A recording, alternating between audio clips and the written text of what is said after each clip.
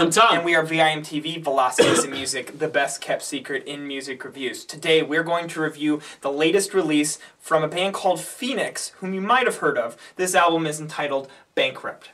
Phoenix, super huge in 2009 when they released, I think, their fourth album, Wolfgang Amadeus Phoenix.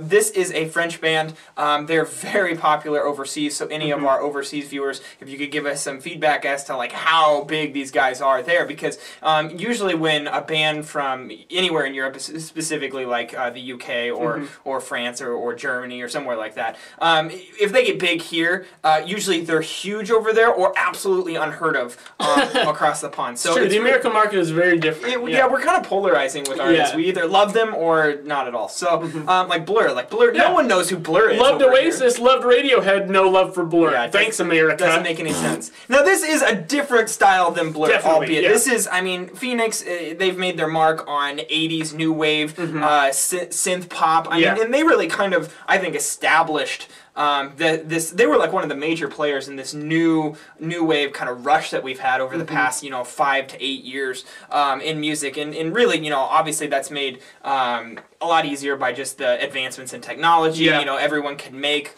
synth pop music pretty easily on a laptop, and it's just kind of in vogue right now. And what's interesting is listening to like the pop and rock stations here in the States. I heard a couple of songs from Wolfgang Amadeus Phoenix hit the radio. I'm hearing the single Entertainment from this album on the radio here. But what's funny is that Phoenix's earlier work didn't really get much love over here. And I actually think it's more just because this sound is just popular right now. It's just popular right now. When you get that rock instrumentation, but you're still fitting in the electronic elements and the synths, you're hearing that all the time on the radio right now. And so this just fits into it. But what I think is cool about Phoenix is that they're not, you can't call them sellouts, because they've been doing this from the get-go. They've been doing this from the beginning. They were doing it before it was popular over here. They kind of remind me of Depeche Mode in that aspect, and these guys, their songwriting craft, there usually is like, in the songs, there's usually like a big climax in a lot of the songs, which is kind of atypical from what your traditional pop song would be. So I kind of like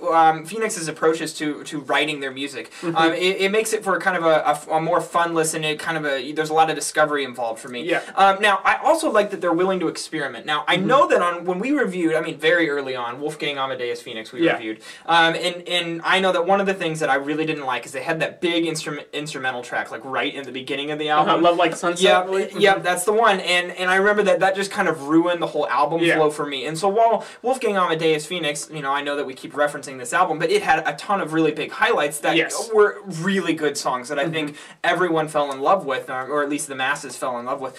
On Bankrupt, you really don't have the highlights. However, the album seems to be more balanced straight through. A little bit, yeah. Yeah, other than the title track, Bankrupt, right in the middle of the album, that's really the only true instrumentation that you hear on the album.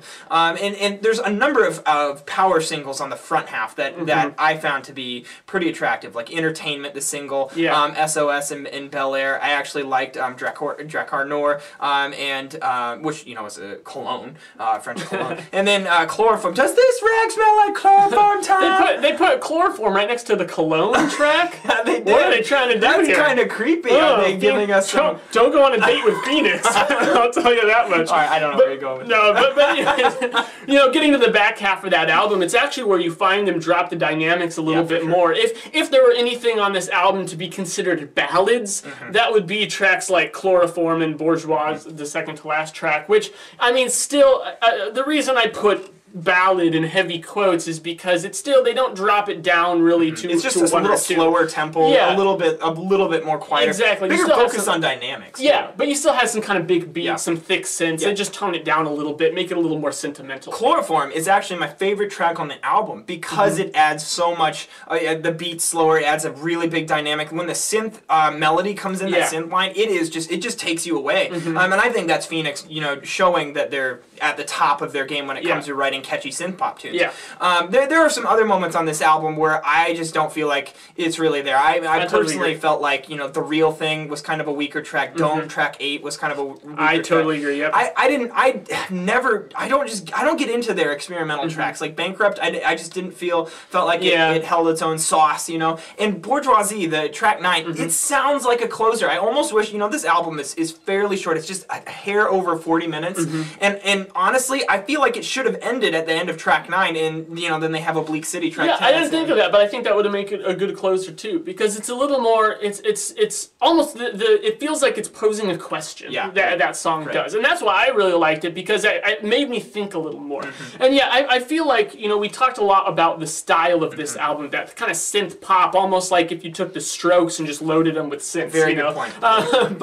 But to me, this album, I came off thinking that it was a little bit too much style and not enough substance. Like I said, this sound is really popular right now, and these guys were doing it before it was popular. They're very good at it, but you still have to have the songwriting to back it up, and I found the songwriting to be kind of sparse and uneven, especially considering not only track by track, but even within tracks. Yeah, totally. There's a lot of weight on the vocalists and the vocal melodies, while there are those really cool kind of synth melodies that sometimes take the lead, especially like on Entertainment, the first track, which I love. I actually think that's one of the most consistent songs throughout, because the verse, the pre-chorus, the chorus, everything sticks with me. But the other tracks on this album, there are rarely any where the whole thing sticks with me. Maybe I'll like a verse and hate the chorus. Maybe I'll like the chorus and hate the verse. Maybe, or pre-chorus and not the chorus. Yeah, maybe there'll be a pre-chorus and I'm like, oh man, what a catchy melody, but he only sings like 2 lines, and then the chorus is Snoozeville for me.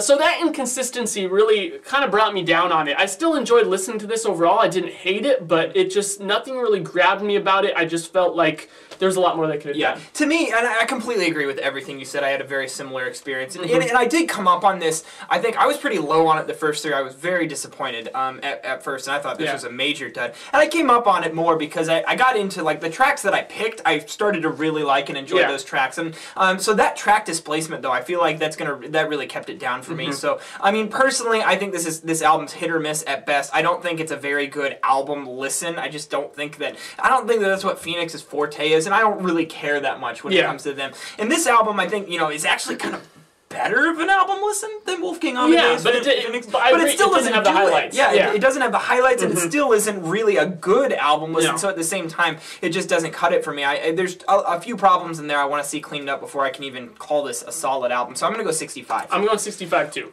Cool. What did you guys think? This is a very popular release. I'm sure most of you have already checked this out, so please leave us a comment. Tell us what your experience was with Bankrupt. Leave us a comment at www.velocitiesandmusic.com or youtube.com/velocitiesandmusic. As always, follow us on Twitter, like us on Facebook, and tell us what albums from 2013 you're digging and want to see us review. I'm Jake. I'm Tom. And we are VIMTV, moving music critique forward. I don't always tell the truth. They don't mind it if you're told where I'm from.